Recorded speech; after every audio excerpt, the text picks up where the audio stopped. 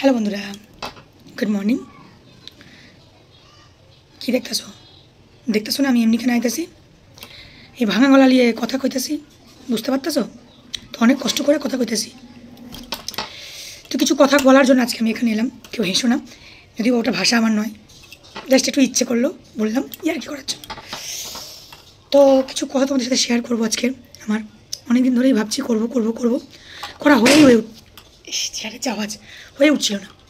তোমরা ভাবতেছো না মাথার ওপর ওইটা বন্ধ কেন ভাবতেছো? তো ওইটা চললে আমার কথা চলবে না, সেই জন্য এটা বন্ধ, ঠিক তো? তো কথাটা হচ্ছে, দেখো মানুষের জীবন এমনই, অনেক পরিস্থিতির মধ্যে দিয়ে যেতে হয়, কি তাই তো?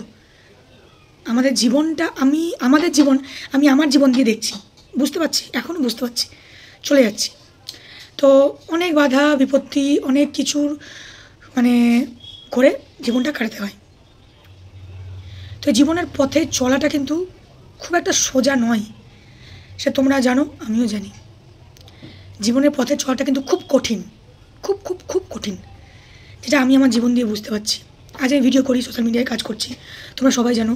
তোমরা আমাকে অনেক দিন ধরেই চেনো, অনেক ভালোবাসা দিচ্ছ, আরও ভালোবাসা দেওয়া হয়। তোমাদের ভালোবাসায় আমি আরও নিজের পায়ে দাঁড়াতে পারি ভালোভাবে, ঠিক আছে? আমি এটুকুই তোমাদের কাছে প্রার্থনা করব, তোমরা আমাকে এত ভালোবাসা দাও যেন আমি নিজের পায়ে ভালো মতো দাঁড়াতে পারি। আমার ছোট্ট একটা পরিবার, আমার হাজব্যান্ড এবং আমার ছেলেকে নিয়ে।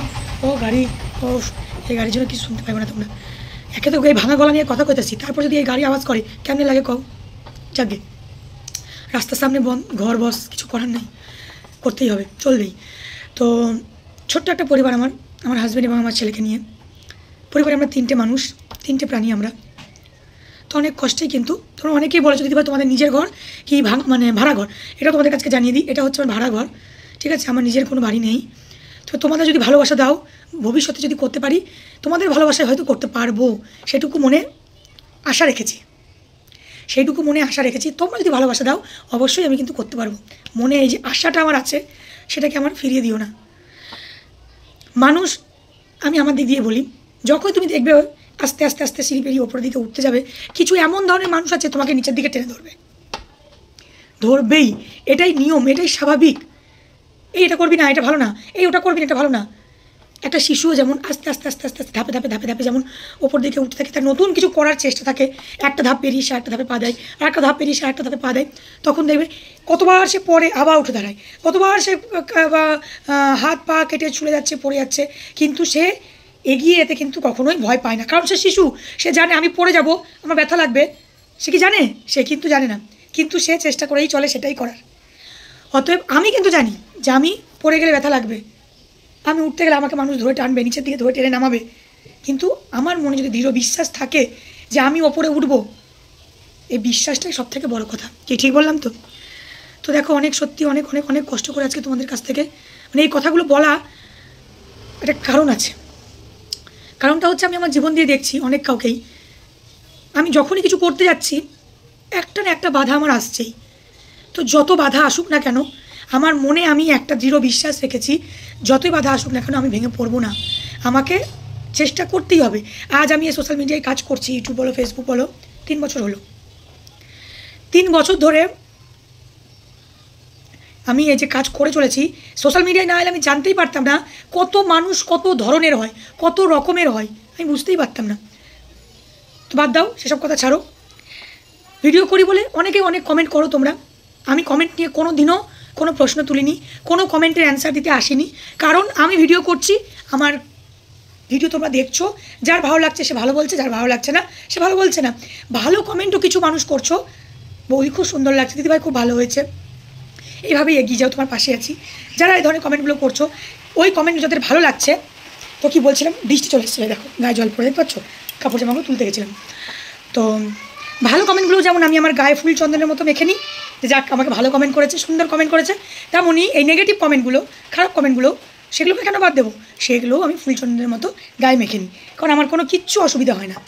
যারা খারাপ কমেন্ট করে তারা খারাপ কমেন্ট করবে, যারা ভালো কমেন্ট করে তারা ভালো কমেন্ট অবশ্যই করবে। তো কমেন্ট নিয়ে আমার কোনো প্রশ্ন নেই, কোনো বক্তব্য নেই আর কি, কোনো কিছু বলার নেই। যার যেমনভাবে কমেন্ট করে সে সেমনভাবেই করবে। তো কমেন্টের অপশানে তাদের জন্যই খোলা থাকে, ইচ্ছে মতো কমেন্ট করার জন্য। কমেন্ট নিয়ে কোনো বক্তব্য আমার নেই, কারণ বাদ দাও, সে টপিকটা বাদ দিলাম। আর একটা কথা বলি যে তোমরা প্লিজ প্লিজ প্লিজ আমাকে একটু সাপোর্ট করো, একটু হেল্প করো, একটু সাহায্য করো, যাতে তোমাদের ভালোবাসাতে আমি আমার পরিবারটাকে ভালো রাখতে পারি, একটা মাথার উপর ছাদ তৈরি করতে পারি। এই যে আমি বাড়িটায় আছি, এটা আমার কিন্তু ভাড়া বাড়ি, এত বছর ধরে আমি ভাড়া বাড়িতেই আছি, আমার নিজস্ব কোনো ঘর বাড়ি নেই। তোমরা যদি ভালোবাসা দাও অবশ্যই আমি জানি তোমাদের ভালোবাসায় আমি ঠিক একদিন আমার এই মাথার উপর ছাদটা তৈরি করতে পারবো। তো অনেক কষ্ট বুকে চাপা আছে, যে চাপা কষ্টগুলো একমাত্র আমি তোমাদের কাছেই প্রকাশ করতে পারবো, আমার বন্ধুদের কাছে যারা আমাকে ভালোবাসে। এই চাপা কষ্টগুলো একমাত্র তাদের জন্যই, তাদেরকে আমি কিছু বলে আমার ভিতরটা হালকা করতে পারবো। তো একটা কথাই বলবো, হেরে যেও না, কখনোই হেরে যেও না। যে যতই কিছু বলুক না কেন, তুমি স্থির থাকবে তোমার লক্ষ্যে পৌঁছানোর। কে কী বললো একদম ইগনোর করো, তবে তুমি লক্ষ্যে পৌঁছতে পারবে।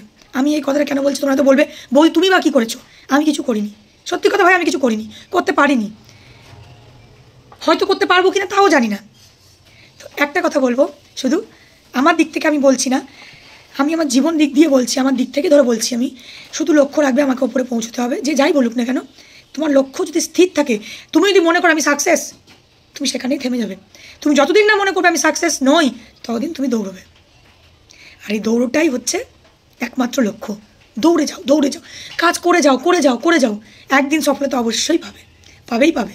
ঠিক তো যাকে জীবনের গতি যতদিন চলবে, জন্ম থেকে মৃত্যু পর্যন্ত, এতদিন এগিয়ে এসেছি আমরা, যতদিন না আমরা থামছি, অ্যাটলিস্ট মৃত্যু পর্যন্ত এগিয়ে যাও। মৃত্যু সব শেষ, এটাই একমাত্র সত্য, যে মৃত্যু সেটাই সত্য, আর কিচ্ছু না, সব মিথ্যে। সত্য হচ্ছে শুধু মৃত্যু, সেটাই ঠিক সত্য।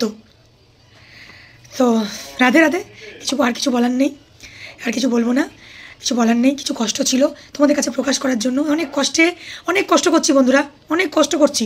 প্লিজ তোমাদের ভালোবাসা চাই, এইটুকুই বলার। প্লিজ তোমরা আমার পাশে থাকো, একটু আমাকে সাহায্য করো, যে তোমাদের ভালোবাসায় আমি যেন নিজের পায়ে দাঁড়াতে পারি। ভিডিও দেখো, লাইক করো, কমেন্ট করো, সুন্দর সুন্দর কমেন্ট করো। তো চলো আজকে আমাদের টাটা, লাভ ইউ সবাইকে। হার কখনো মানবে না, ভাববে আমি ঠিক তো একদম ঠিক। রাধে রাধে।